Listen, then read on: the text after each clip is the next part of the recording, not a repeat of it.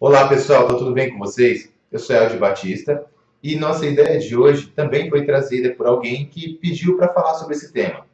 É um tema que em muitos momentos eu acabo abordando ele está presente de uma forma ou de outra em toda a nossa gama de cultura, seja atual ou mais antiga, e é aquele tipo de coisa que é tido como totalmente fantasioso, totalmente ilusório, totalmente fictício, que são monstros, vampiros, lobisomens, zumbis. A gente pode usar aqui qualquer outro tipo de criatura mística que habite aí o imaginário popular, de uma forma ou de outra.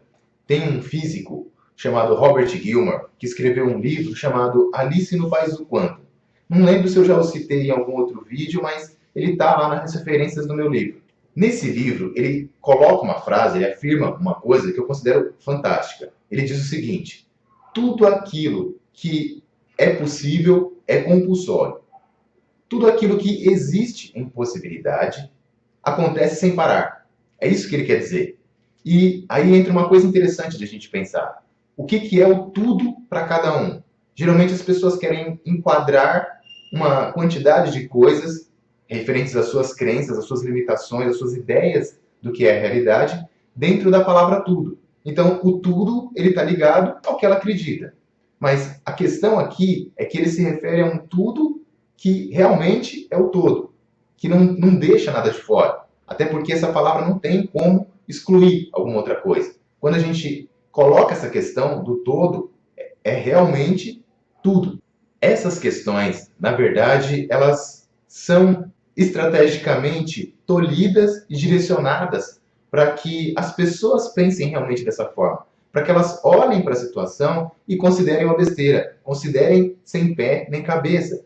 Acontece a mesma coisa, e quem está no poder adora isso, que as pessoas entendam que medidas políticas, que sociais, que as coisas que acontecem no planeta, a forma como ele é gerido, tem que ser assim, que é isso mesmo, etc. Qualquer outro tipo de pensamento, qualquer pessoa que conteste a realidade, ela é rapidamente colocada de lado, ela é cortada, ela é tida como um paranoico, como alguém que está lá, sei lá, teoria da conspiração, e é tido como um maluco. E as pessoas continuam agindo na normalidade. O lance dos monstros em si, para nós não nos estendermos por outros recônditos agora, nesse momento, então vamos parar para pensar nele. Ele remete, antes de mais nada, à incapacidade do ser humano, a ele ter perdido isso com o passar do tempo, de se ligar à magia, de se ligar ao místico, de perceber aquilo que está além dessa realidade física. E isso é algo absurdamente triste. Eu falo isso porque eu vejo, e isso é muito perceptível, em crianças, adolescentes, etc. Então, quase sempre num grupo de crianças, tem lá aquela que consegue enxergar um pouquinho além, que ainda não foi totalmente podada lá pela sociedade. E aí aquela criança, às vezes, faz uma pergunta, quando a situação é propícia para isso. Ah, e o vampiro, e o monstro, e o lobisomem, e tal coisa. Ela quer entender uma coisa que tem um fundo de verdade. Ela sabe disso. Só que aí é comum ver as outras crianças darem risada dela. Ou olharem para a situação, nossa, você é louco, isso não existe. Nossa, você é débil mental, Coelhinho da Páscoa também, Papai Noel. É algo terrível de se perceber, e eu posso afirmar isso, pois trabalho com esse público já há algum tempo, de como os jovens estão distantes da capacidade de sonhar. Como eles estão cada vez mais prontos para servirem de engrenagem para o mercado de trabalho. E aí é muito comum que uma criança, adolescente, etc., olhe para a situação, nossa, mas isso não existe. Então, é muito fácil para elas falarem isso. Elas nem sequer analisam a questão, pensam, sentem alguma coisa relacionada a isso. É muito interessante e muito doentio perceber esse tipo de coisa. Uma breve análise aqui sobre vampiros em si. O romance Drácula foi escrito por um irlandês em 1897, chamado Bram Stoker. Então, ele coloca lá uma situação de um conde que, num determinado momento da sua vida, se revolta contra aquilo ao qual ele era devoto, que era a divindade, que era Deus, a igreja, e ele, de uma certa forma, declara guerra contra Deus. Então, naquele momento em diante, ele se torna uma criatura amaldiçoada, que não é nem vivo nem morto, e precisa se sustentar, se alimentar a partir do sangue de outras pessoas, de outros seres. Legal, agora vamos entender isso. Isso é trazido, claro que também metaforicamente. Nós estamos numa dimensão específica. A nossa dimensão, ela está ligada a infinitas outras dimensões, só que ela tem um conjunto de leis. Ela tem uma estrutura. Ela tem um tecido da realidade. Esse tecido da realidade, ele tem certos parâmetros.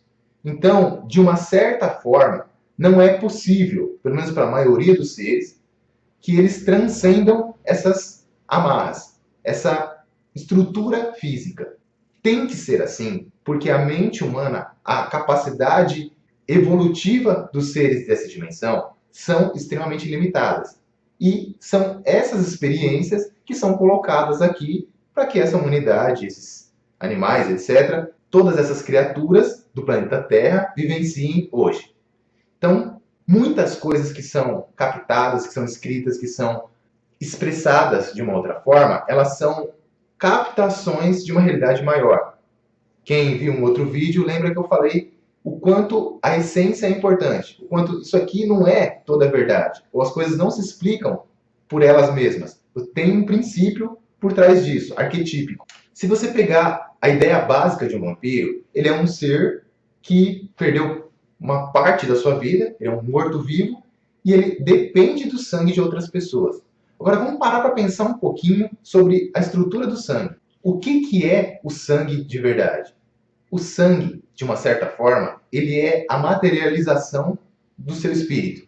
Ele é o elo de ligação, ou um dos elos de ligação, que existe de uma forma mais fluídica. Quando uma pessoa falece, o seu sangue coagula. Passa lá algum tempinho, mais ou menos umas 4 horas, o sangue coagula. Ele perde a sua estrutura fluídica. Agora, por que esse tipo de coisa acontece? O que isso quer dizer na prática? Quer dizer que aquele elo, aquela ligação, aquele conteúdo espiritual sutil que existia ali, se foi. Então, só restou a matéria. Um vampiro, ele tem que se alimentar, e na literatura, na ficção, vamos colocar assim, foi colocado como?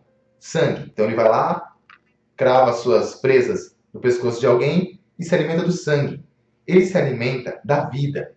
O sangue é a simbologia, simboliza aqui a vida, a essência.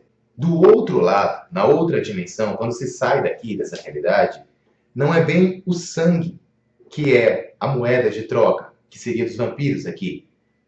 Lá é o aspecto energético, que vem antes disso.